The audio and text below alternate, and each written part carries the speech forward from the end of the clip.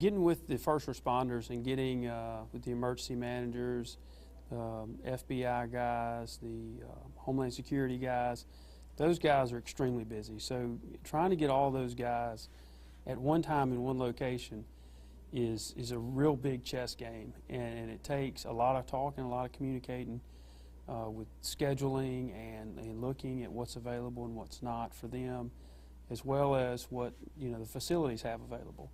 So it's a huge chess game that we play to try to make everything kind of line up just right, and that is probably the biggest hurdle that we face when it comes to putting one of these on, because we want to try to showcase everything that the Mississippi National Guard has to offer, as well as our ability to handle any kind of WMD or any kind of hazmat type of event, that we can produce products for them and get things done. Number one is participation. Number two is a lot of the training and lessons that we learn from here become standard operating procedures for the next disaster. So looking at communication systems, looking at TTPs, looking at who's on what teams and how effective they are and how we can get better, because that's what really happens. This is our full functions test before any kind of major hurricane season comes, or a tornado or a flood.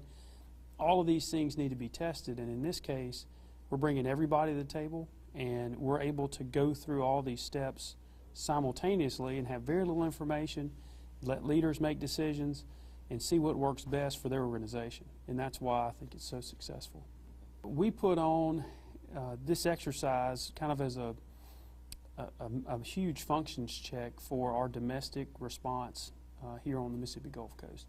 And we take lessons learned from here, and we try to develop TTPs and SOPs for all over the state when it comes to WMD response, or working with any other agencies with helicopters, with boats. So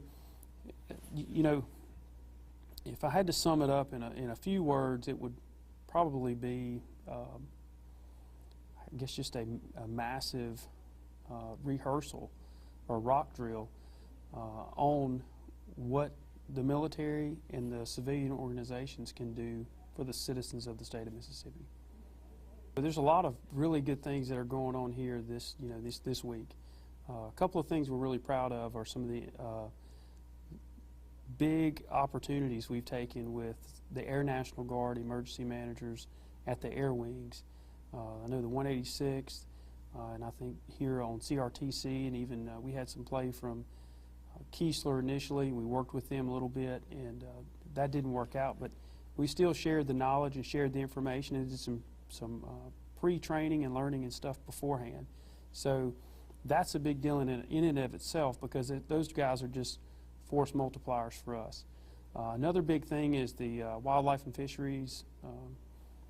They actually have a special response team. It's one of the first times that I can remember in my 4 years being on the team to work with those guys. And that's a big deal, because they get to see what we bring to the table, and we get to see how they work, and how we can integrate our resources and be a good force multiplier for them. With our new DOMs and deputy DOMs and our new adjutant general, and then the FBI has got some new people on the ground, as well as Homeland Security here in the state of Mississippi. All those new people get to meet everybody that's coming to the table. So the emergency managers that are down here, all of those military positions that are relatively new, we all get to do things and conduct those rehearsals and try things, and it's just great. I mean, it's a good opportunity for those guys to push resources out, deal with a problem, and then learn from it. So that's been really exciting.